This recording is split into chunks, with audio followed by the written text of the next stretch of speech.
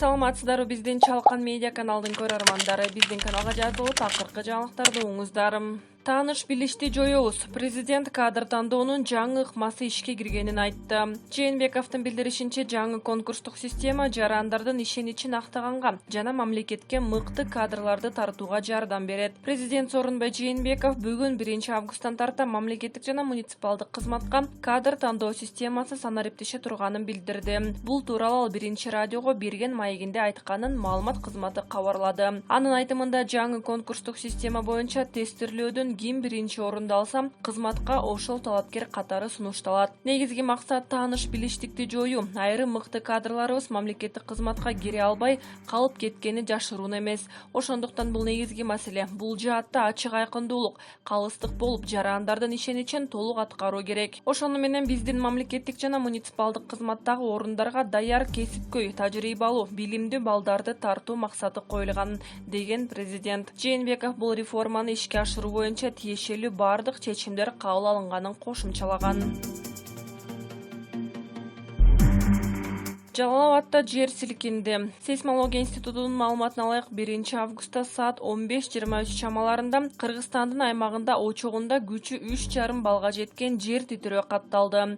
Жер титирөө Жалал Абад облусунун Сузак районунун Карабулак, Каду, Актоок айылдарында 3 бал, Кара Алма айылында жана Көк Чаңгак шаарында 2 балга чейин сезилди. Өзгөчө кырдаалдар министрлиги жер титирөөдөн жабыркагандар жок экенин жана кыйроо болбогонун билдирди. Кыргызстанда 1 класстын окуучулары мектепте окушу мүмкүн. Кыргызстанда 2020-2021 жылдагы окуу жылында 1 класстагы окуучулар мектепке барып билим алышы мүмкүн. Бул тууралуу мамлекет башчы Сооронбай Жээнбеков 1 августта 1 радиого курган маегинде билдирди. Анын айтымында, бул маселени тийиштүү органдар карап жатат. Кечээ жакында билим берүү министринен жаңы окуу жылына даярдык боюнча маалымат алдым. Алгачкы чейректи аралыктан окутуу менен баштап, андан кийин кырдаалга карайбыз деген камылгасын көрүүдө. Бирок 1 класска келчү балдарыбызды мектепте окутуу маселесин кароону министрге да, премьер-министрге да айттым. Аларды аралыктан окутуу мугалимге да, ата-энеге да түйшүк алып келет деген ойдомун. Ошондуктан азыр бул маселени тиешелүү органдар карап жатат, деди президент. Коронавирус пандемиясына байланыштуу быйыл 1 класстын окуучулары кандай окуй турганы белгисиз болуп жатат. Айрым ата-энелер 1 класстарды дистанттык эмес мектепте окутууну талап кылууда. Билим берүү жана илим министрлигинин маалыматына ылайык 25 июнга карата ата-энелерден 19 миңден ашуун арыз түшүп, 13.820 бала 1 класска кабыл алынган. Балдарды мектепке кабыл алуу 1 сентябрга чейин уланат. Кыргызстанда 2 миңден ашуун мамлекеттик мектеп бар. Аларда 1 миллиондой окуучу билим алат. Талас облусунун акимчилигинин аткаминерлери спикердин саат сыйлыгын жууп ичишкенден кийин 26 жаштагы жигитти сүзүп өлтүрүшкөн. 30-июль күнү өкмөттүн Талас облусундагы ыйгарымдуу өкүлүнүн 1 басары Канимет Осмонбеков спикер Дастан Жумабековдон сыйлык алган алтын саатын жууп, облустук акимчиликтин аткаминерлерин тойлоткон. Бул тууралуу биздин жеке булактар билдирди. Тойду аракка тоюп чыккан губернатор Марат Мураталиевдин кеңешчиси Маршыр Алиев мас абалында машина айдап баратып 26 жаштагы велосипедчен жигитти сүзүп өлтүргөн. Курманбек Бакиев сот тармактагы куттуктоолор үчүн өзүнүн ыраазычылыгын расмий билдирди. Кыргызстандын экс-президенти Курманбек Бакиев бүгүн 1 августта 71 жашка толду. Бакиев сот тармактагы куттуктоолор үчүн өзүнүн ыраазычылыгын расмий билдирди. Курманбек Бакиевдин ыраазычылык билдирүүсү төмөндө толугу менен: урматтуу мекендештер, бүгүн менин дарегиме абдан көп каалоо тилектер келип түштү. Ошондуктан баарыңыздарга жооп берип коюуну туура көрдүм. Мен мекенимден алыс болсом да көп жердеш, урук, достор, мен тааныбаган адамдар ар кандай жолдор менен, ар кайсыл соц тармактар аркылуу мени бүгүн туулган күнү менен куттуктап жатышат. Анын ичинде ырлар, поэмалар, каалоо тилектер, баталар бар. Менин жүрөгүмдү жылыткан, көңүлүмдү көтөргөн, мага дем берген жылуу сөздөр үчүн чоң рахмат айткым келет. Баарыңыздарга аманчылык каалайм. Ушул оор күндөрү кыргыз элибиз илдеттен алыс болуп, ооругандар сакайып, үй бүлөңүздөр менен түгөл саламатта болуңуздар. Сиздерди терең урматтоо менен, Курманбек Бакиев. Министр Азамат Жаманкулов талкууга түшкөн бизнес кыймылсыз мүлкү тууралуу жооп берди. Маданият, маалымат жана туризм министри Азамат Жаманкулов ага катталган ишкана жана үй мүлкү жөнүндө түшүндүрмө берди. Жаманкуловдун айтымында 2008-жылы ачкан Риэлт партнер компаниясы ошол жылдар эле ишмердүүлүгүн токтоткон. Министр ал компания документти кала бергенин жана аны жок кылууга арыз жазылганын билдирди. Ал эми үй жөнүндө маалыматтарды четке какты. Аянты 1,5 чарчы метр болгон үйү бар деген маалымат жалган. Аянты 15-20 чарчы метр батирим бар. Азырынча шарт түзүлбөгөндүктөн ал жакта жашабайбыз. Аялым экөөбүз ижарага батир алып жашайбыз. Аялым дагы мамлекеттик кызматкер. Экөөбүз тапкан киреше батирдин ижарасына жана башка чыгымдарга кетет. Андыктан мен мамлекеттик кызматта иштеп турганда кандайдыр бир үй мүлк алды деген абсурд, деди Жаманкулов. Жаманкулов эч качан коррупциялык иштерге аралашпаганын кошумчалады. Буга чейин Экономист Чекит Кейджи сайты Маданият, маалымат жана туризм министри Азамат Жаманкулов 2015, 2016, 2018 жылдары тапшырган декларациясында үй мүлкүн жана бизнесин көрсөтпөй койгонун жазып чыкты. Экономист Чекит Кейджи Жаманкулов ээси катары көрсөтүлгөн Риэлт партнер компаниясы казынага 1 сомда төлөбөгөнүн белгилеген. 33 жаштагы Азамат Жаманкулов Маданият, маалымат жана туризм министри болуп 2018-жылы 26 октябрда дайындалган. Ага чейин 2015 жылдан бери туризм департаментин жетектеген.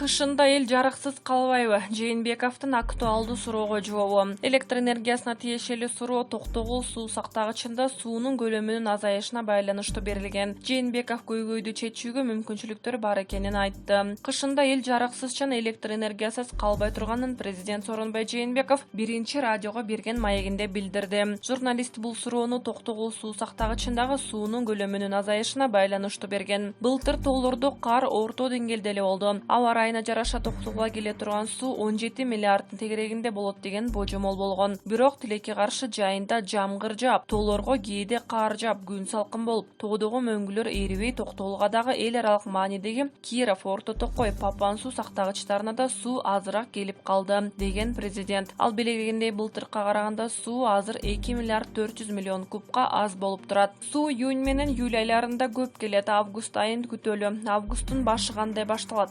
Ошого карап анан тиешелүү мамлекеттик органдар иш жүргүзөт. Жакшы үмүт менен жакшы тилек тилеп туралы. Элибиз жарыксыз, электр энергиясыз калбайт. Сырттан дагы электр энергиясын алып келүүгө аракеттер болот. Эсептөөлөрдү жүргүзүп жатабыз. Ага чейин өзүбүздүн мүмкүнчүлүк бар, деген мамлекет башчы. Президент кошумчалаганда, эгерде күн жылып суунун келиши көбөйсө, сырттан электр энергиясын сатып алганга зарылдык болбойт.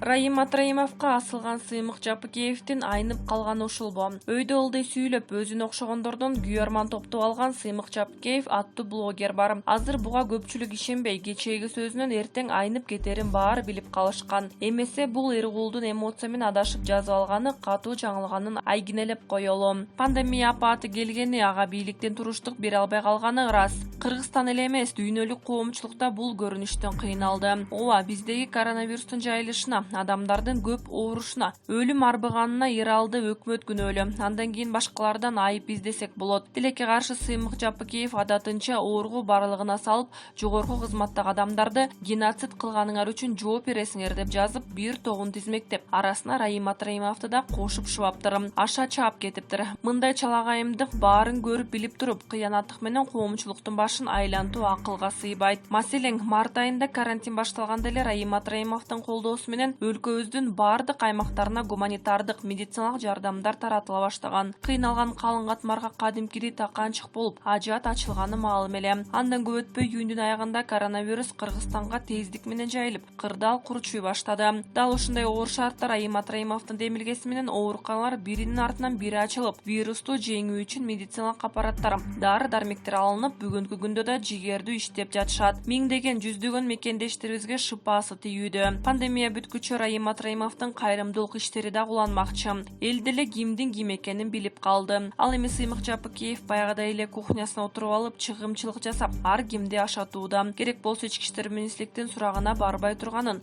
5-10 миң адамды чогултуп алып, борборго түшөрүндө балп эттирди. Элдин күчүнө таянып, бийликтен сурагаларын айтып атса, күлкүң келет. Сыймык Жапыкеев өзүн Алмаз Атамбаевдей сезип алып, төңкөрөштүк коңгуроолорун коркпой эле кагып атканы кандай?